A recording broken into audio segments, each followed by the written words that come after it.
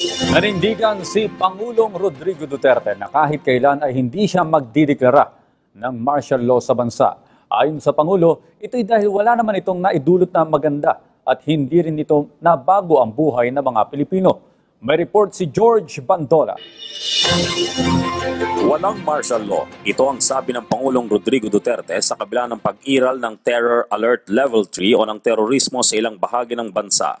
Ayon sa Pangulo, hindi naging maganda at wala namang nabago sa buhay ng Filipino noong huling nagkaroon ng martial law sa bansa. Imbes na martial law, mas gugustuhin daw ng Pangulo na bigyan ng kapangyarihan ang mga local chief executives para kontrolin ang mga kaso ng lawlessness sa kanilang nasasakupan.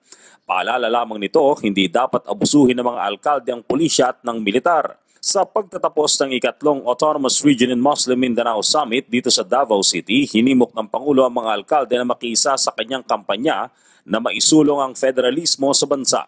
Ang federal government anya ang tanging solusyon para maibsan ang kahirapan at magpatuloy ang katiwasayan sa mga Muslim municipalities na ito.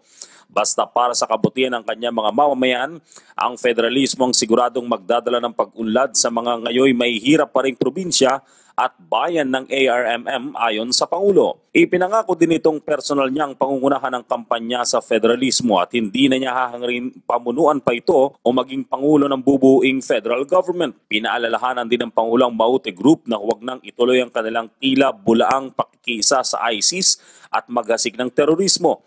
Dahil hindi daw siya papayag na kawawain ng mga bata at ang mga mahihirap na nating kababayan sa Lanao at sa ibang panig ng bansa. Tinawag din ito ang mga Muslim mayors na pigilan ang recruitment ng mga kabataang Muslim sa kanilang nasasakupan. Kasabay ng naisin din ng Pangulo na mapigilan ang seryosong banta ng Rido o Clan Wars. Sa ikatlong summit ng ARMM, ang Lanao del Sur ang sinasabing may malaking problema ng Rido na posibleng nagiging ugat para umanib ang ilang mga kabataan sa terorismo at may ipaghiganti ang kanilang mga kamag-anak. Sa panghuli, nangako ang Pangulo na bubuksan ito ang ekonomiya ng probinsya ng Sulu upang magkaroon ng katiwasayan ng probinsyang ito.